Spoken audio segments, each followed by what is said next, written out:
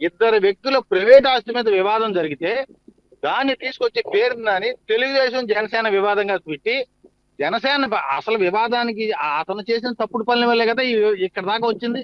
అతను తప్పుడు సర్వే నెంబర్లు వేసి ఆ మూడేళ్లకి ప్లాన్లు ఇప్పించకపోతే ఈ వెంకటాచలం గారు అక్కడ మోసపోయి ఉండేవాడు కాదు, ఆ స్థలం కొనుక్కుని ఉండేవాడు కాదు. ఇతను ఏం చేశాడు, స్థల యజమానులకి పిలిపించి మీరు కనుక స్థలం కొనుక్కుంటే నేను ప్లాన్లు ఇప్పిస్తానని చెప్పేసి అతను అభయాస్తం ఇచ్చి 379/1A ఉన్నటువంటి ఆ ఆస్తిని పక్క సర్వే నెంబర్ వేసి ప్లాన్లు ఇప్పించాడు తను.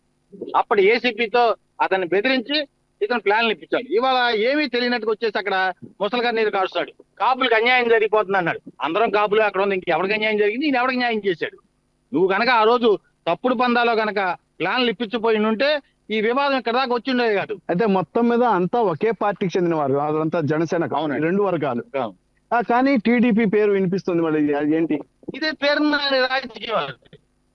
బాధితుల దగ్గరికి వెళ్ళి నువ్వు దిలీప్ ని టార్గెట్ చేసి మాట్లాడితే నీకు పాపులర్ ఇది వైడ్ గా స్ప్రెడ్ అయింది, దీని మీద చర్చ నడుస్తుంది, నీకు న్యాయం జరిగింది, నేను వెనకమాల ఉంటాను, నీకు న్యాయం చేపిస్తా అని చెప్పేసి వాళ్ళని రెచ్చగొట్టి ఈ రకంగా వైరల్ చేయించుకుంటే దీన్ని నిన్న నుంచి ఆయన రావటం వీళ్ళందరినీ రెచ్చగొట్టే వ్యాఖ్యలు చేయడం. అసలు ఈయన యొక్క వివాదానికి ఆద్యుడు లోతుకెళ్తే గానీ ఇప్పుడు అక్కడ ఉన్నటువంటి స్థానికులకు తెలుసు. మీరు వెళ్ళి ఆ కొబ్బరితోట ప్రాంతాల్లో అయ్యా ఈ స్థలం ఎవరిది అనుకుంటున్నా ఏంటంటే ఎవరినైనా కూడా చెప్తారు. ఇది ఎందుకు ఇప్పుడు అంత టైట్ ప్యాక్ అయిపోయిన ఏరియాలో ఈ ఒక్క స్థలమే ఖాళీ ఉంది.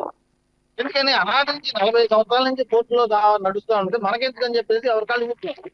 ఈ పేర్ని నాని గారు తన బెనామీలతో కొనిపించి నేను హామీ ఉంటున్నాను, నేను ప్లాన్లు ఇప్పిస్తానని ఎప్పుడైతే ఇతను చెప్పాడో అప్పటి నుంచి కొనుగోలు చేయటం, వీళ్ళు తప్పుడు నెంబర్తో ప్లాన్లు ఇవ్వటం, వీళ్ళు మోసపోవటం, ఇవన్నీ జరుగుతున్నాయి. నేను అనేది ఒకటే, ఈ వివాదానికి ఆశ్చర్యమైనటువంటి పేరు నానిని లై డిటెక్టర్ పరీక్ష చేయించాలి.